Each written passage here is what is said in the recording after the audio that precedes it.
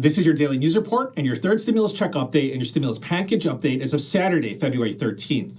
We have another Democrat senator opposing the $15 minimum wage.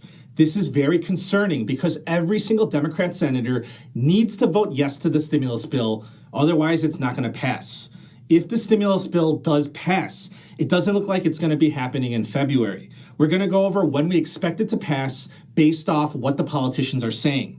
In the impeachment trial on Friday, Donald Trump's lawyers, they presented their entire case in only 3 hours, which is considered shockingly fast. There's breaking news this Saturday morning that the Senate, they voted to call on witnesses 55 to 45. But then a few hours later, they decided not to call on any witnesses, and the Senate is expected to vote on Trump's acquittal later today. However, Republican senators such as Ted Cruz, they say that in the end, Donald Trump will be acquitted, which means that Trump may still have a future in politics. A recent poll shows that 89% of Republican voters want Donald Trump to remain in politics. The medical community is saying that COVID-19 will be with us forever. The World Health Organization agrees, but says that there will be less hospitalizations and less deaths as the vaccines and treatments become more widely available. This is your Saturday news, and I hope you're having a very nice weekend. Democrat Senator Kyrsten Sinema says that she will not support the $15 minimum wage in the stimulus bill. Sinema said, "What's important is whether or not it's directly related to COVID relief. And if it's not, then I'm not going to support it in this legislation. The minimum wage provision is not appropriate for the reconciliation process." Democrat Senator Joe Manchin is also opposing the minimum wage increase.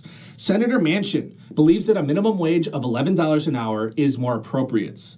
This is actually very concerning because all 50 Democrat senators need to vote yes in order for this stimulus bill to pass.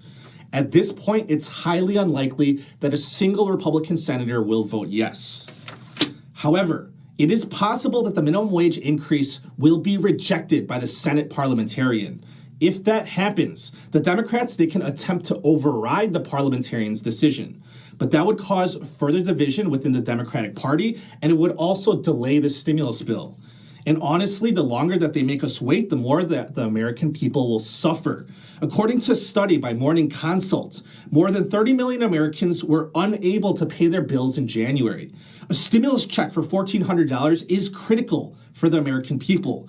Morning Consult told Congress to act quickly. They said that the stimulus checks would be the most effective if they were sent out by March 1st. But that seems unlikely to happen based on Nancy Pelosi's statements on Thursday. Pelosi said that she expects the House of Representatives to vote on the stimulus bill by the end of February.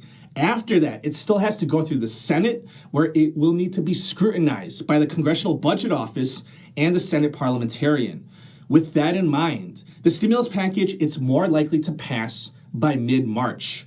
In the meantime, President Biden is speaking directly with governors and mayors. There's going to be $350 billion available for state and local government funding. The state officials, they are disagreeing on how the money should be distributed between the states. Under Biden's plan, your state's unemployment figures will be the biggest factor in determining how much money will be sent to each state. Therefore, the states with the highest unemployment rates will receive the most amount of money.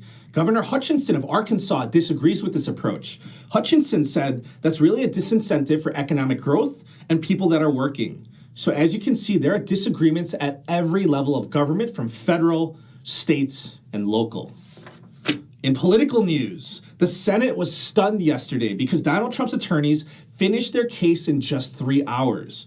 But what was most shocking was the lawyers' claim that there was no violent uprising, that there was no insurrection, despite the fact that people died during the riots. Trump's legal team did not deny that he told the crowd to fight like hell in order to stop the certification. And then Trump's lawyers, they wanted to make a point, and they showed video clips of Democrat politicians using the word fight in political speeches. One of Trump's lawyers, David Schoen, said, "Donald Trump didn't do anything wrong. It's a word people use, so please stop the hypocrisy." After that, Trump's legal team, they refused to answer any questions regarding what Trump knew or what he did in the hours leading up to the riots. Many of the senators, they were frustrated by the lack of answers from Trump's legal team. This Saturday morning, the Senate voted to call on witnesses on a vote of 55 to 45. However, no witnesses are expected to testify, and a vote on Trump's acquittal is expected to take place later today. In a surprising turn of events, it is believed that up to 10 Republican senators may vote to convict Trump. However, that's still not enough for a conviction, which would require 17 Republican votes. Failure to convict Donald Trump means that he still has a future in politics. A CNBC poll shows that an overwhelming 89% of Republican voters want Trump to remain in politics.